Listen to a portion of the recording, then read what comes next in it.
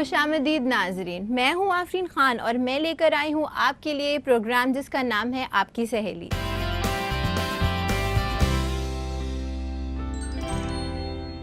नाजरीन, आज है जुमा यानी फ्राइडे और आज हम आपके लिए लेकर आए हैं फैशन एक्सपर्ट टॉक और साथ ही साथ आपकी मुलाकात कराएंगे हमारे विमेन अचीवर से। तो चलिए इस प्रोग्राम की देखते हैं एक छोटी सी झलक।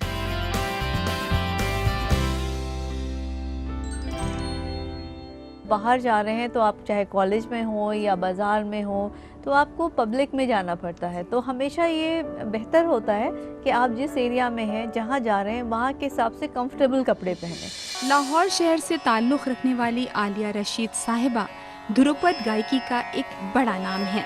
हम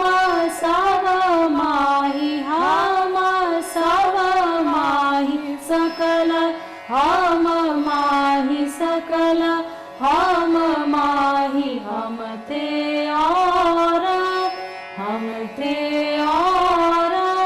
दूसरा नाही हम सब माही।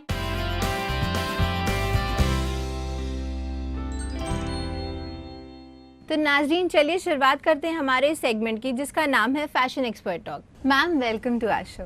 थैंक यू, शुक्रिया बहुत बहुत। मैम, जैसे कि आप जानती हैं, आज हम बात कर रहे हैं सूट्स के बारे में। तो सूट्स के बारे में हमें बताइए कि क्या क्या वैरायटीज़ होती हैं, किस तरीके के सूट्स होते हैं, इसके बारे में हमें कुछ बताइएगा।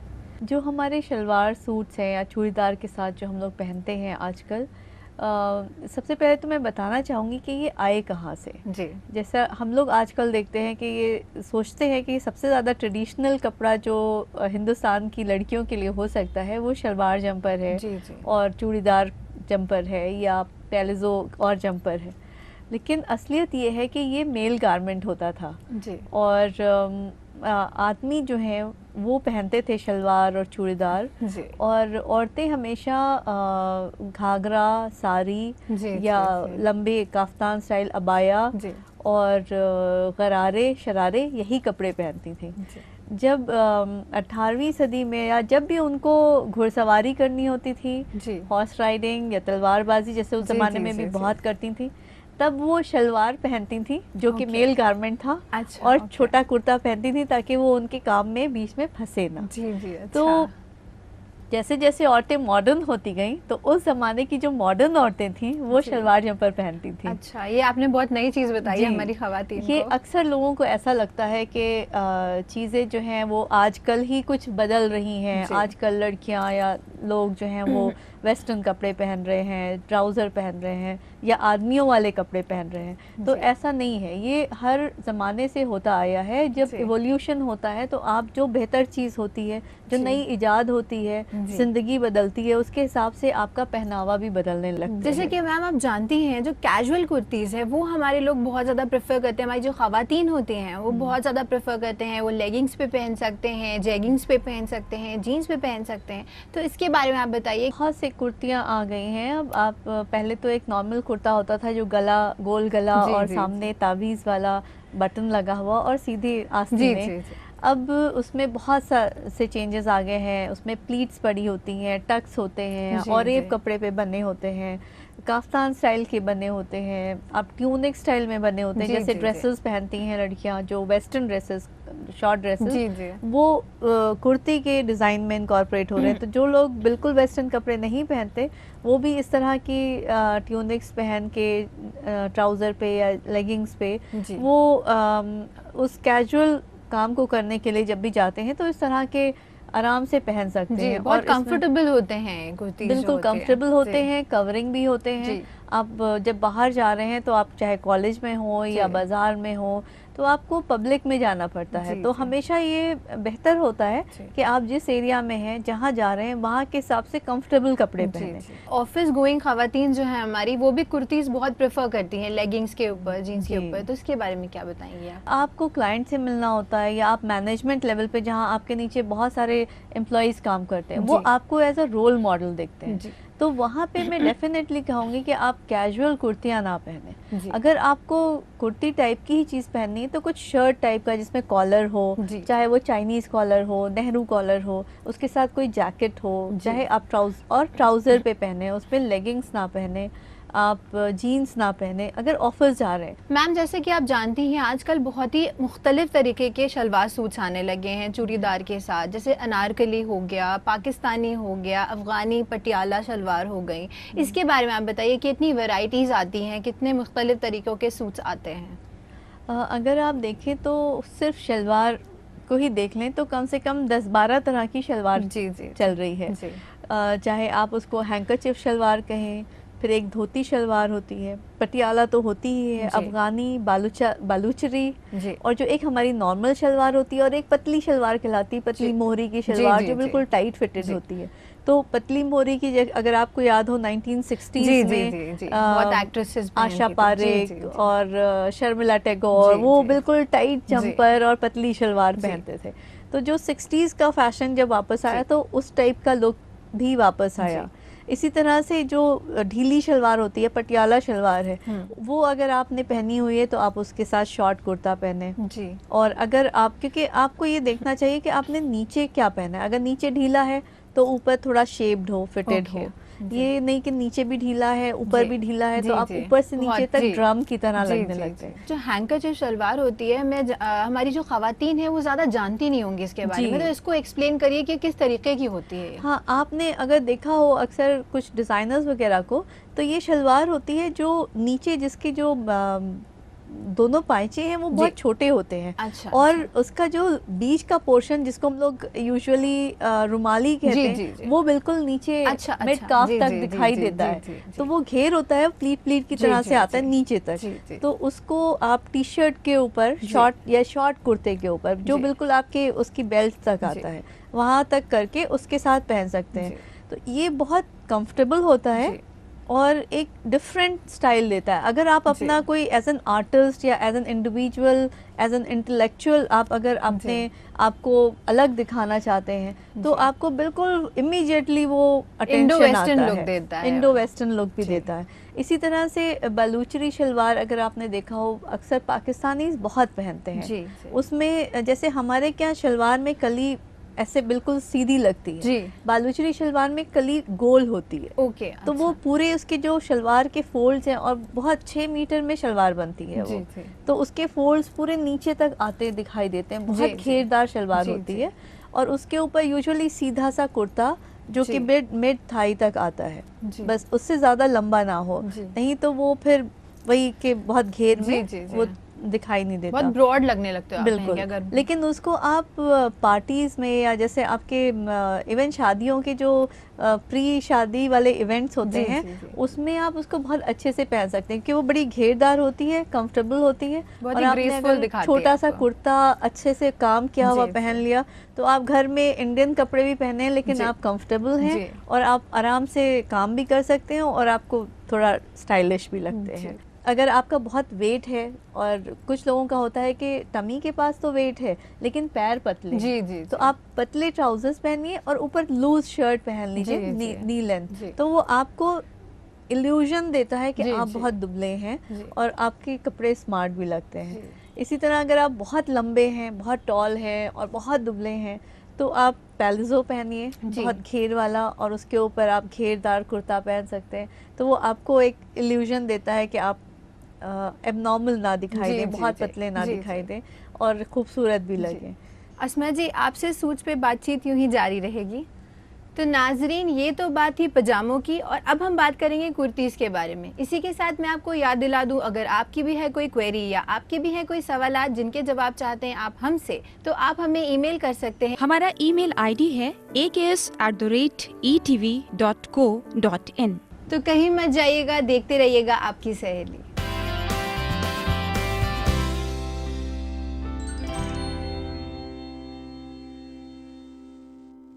नाजरीन, एक बार फिर से आपका खैर मकदम करती हूँ इस प्रोग्राम में जिसका नाम है आपकी सहेली।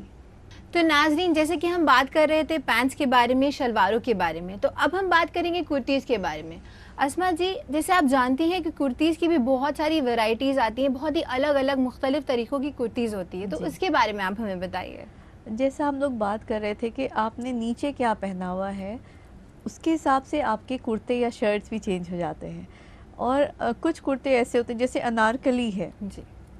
उसमें बहुत सारी कलियां होती हैं, बहुत सा घेर होता है। जी जी तो अब आप उसको अगर किसी पार्टी में पहनना चाह रहे हैं तो आप उसको चूड़ीदार के साथ पहने, अगर आप किसी शादी में पहनना चाह रहे हैं तो आप उसको पैलेजो के साथ भी पहन सकते जी। हैं, या आप अगर उसी अनारकली को किसी ट्रांसपेरेंट कपड़े में बनाए जी जी तो आप जैसे नेट के ऊपर, तो वो आप एक लहंगे के ऊपर जिसमें नीचे कुछ दूसरा कलर हो, उसके ऊपर नेट का वो कुर्ता और अंदर एक ब्लाउज पहन सकते हैं। जी। तो इस तरह से आपने एक ही अनारकली के कुर्ते को अलग अलग ओकेजन्स के लिए जी। अलग अलग तरह से पहन लिया। जी इसी तरह से स्ट्रेट कुर्ते होते हैं।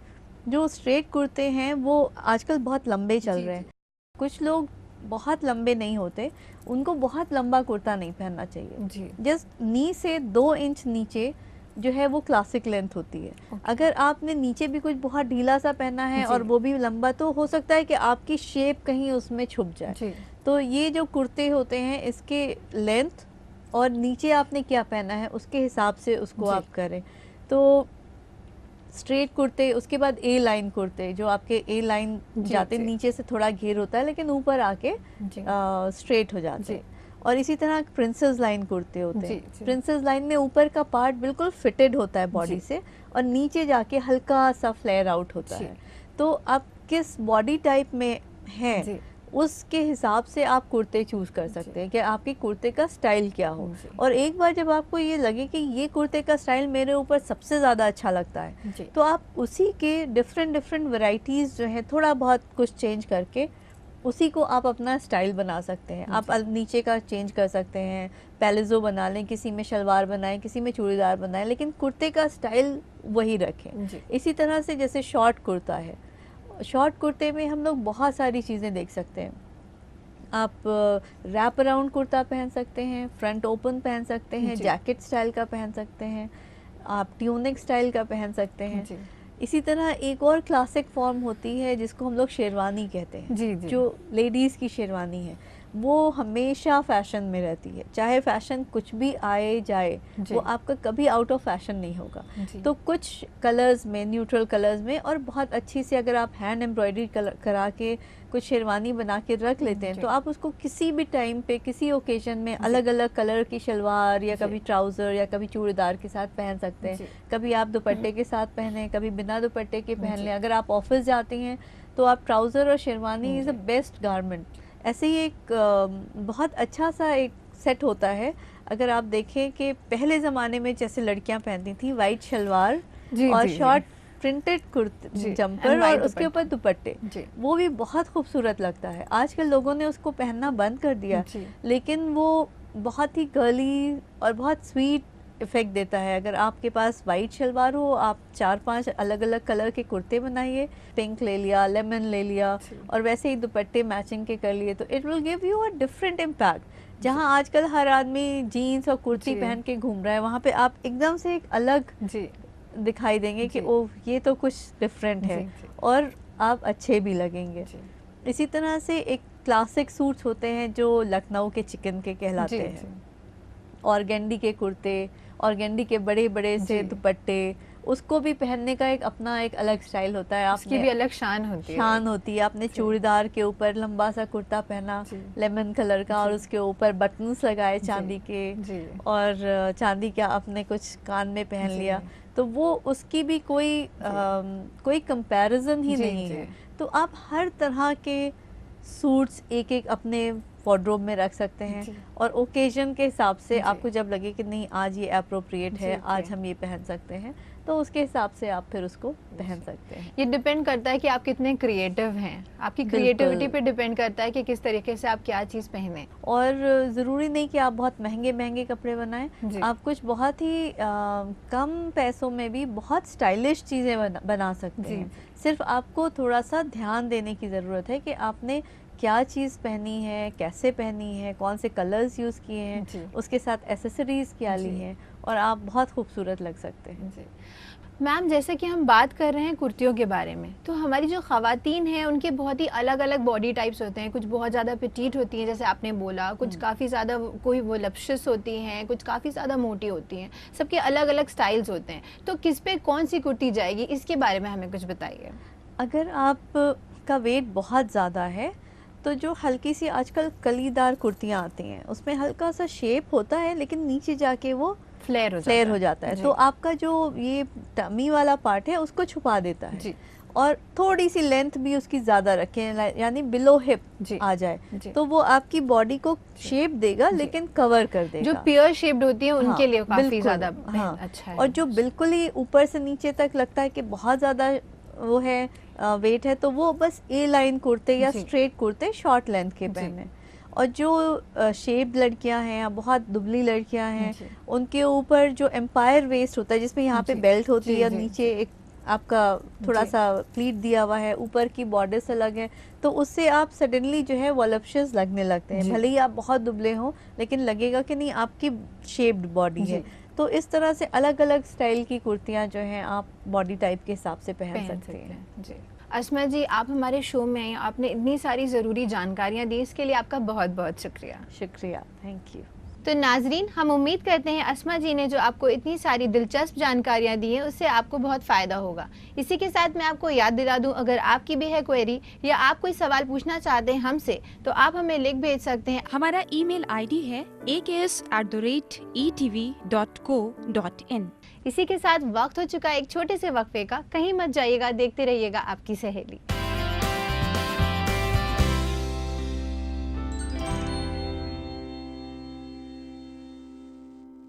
तो नाजरीन, एक बार फिर से खैर मकदम करते हैं इस प्रोग्राम में जिसका नाम है आपकी सहेली।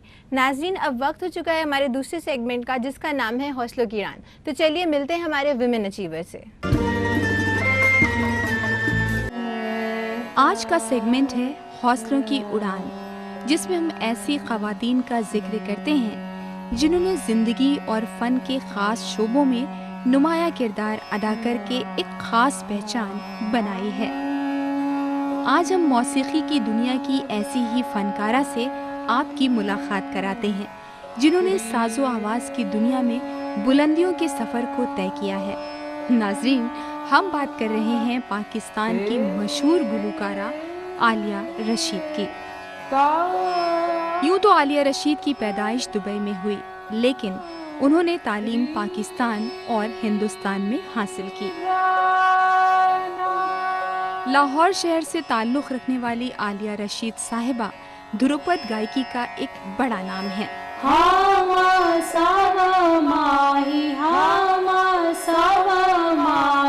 सकल हम माही सकल हम माही हम ते और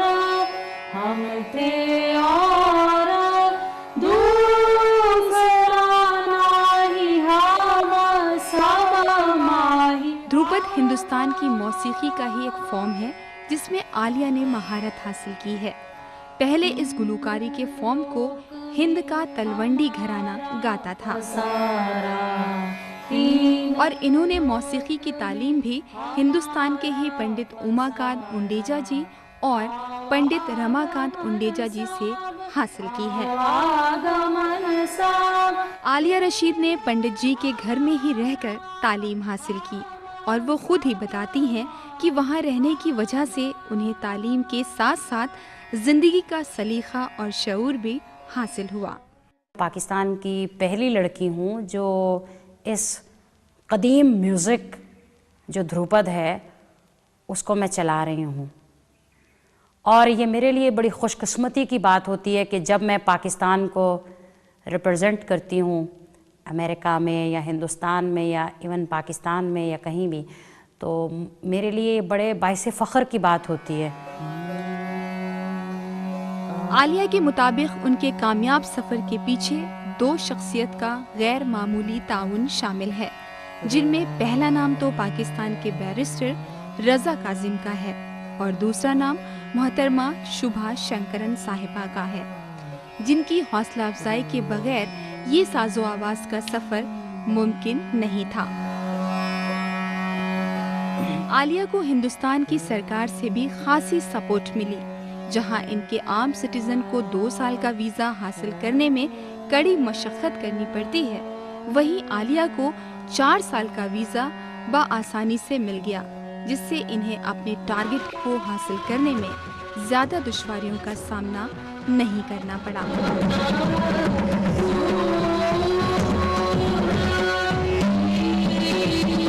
आलिया ने हिंदुस्तान और पाकिस्तान के तमाम शहरों में अपनी परफॉर्मेंस दी है। पाकिस्तान में बहुत सारे सिटीज़ में किए हैं, लाहौर में, कराची में, इस्लामाबाद में, गुजरात में, फैसलाबाद में और सारे जगहों पे किए। हिंदुस्तान की जहाँ तक बात करते हैं तो वहाँ भी बहुत सारे जगहों पे, बेंगलोर में, चेन्नई में, त्रिवेंद्रम में, दिल्ली में, कोलकाता में, अहमदाबाद में, मुंबई में और बहुत सारी जगहों पे किए। पंजाब के बहुत सारे सिटीज़ में, अमृतसर, पटियाला और चंडीगढ़, लुधियाना, ये सब जगह पे किए हिंदुस्तान में। और अभी 2012 में अमेरिका भी हम थे, वहाँ पे बहुत सारे सिटीज़ में परफॉर्म किया, अमेरिका की स्टेट्स में। सिर्फ इतना ही नहीं बल्कि इन्होंने अमेरिका के कई अहम शहरों में भी अपनी मौजूदगी और बेशकीमती गुलकारी का एहसास कराया है।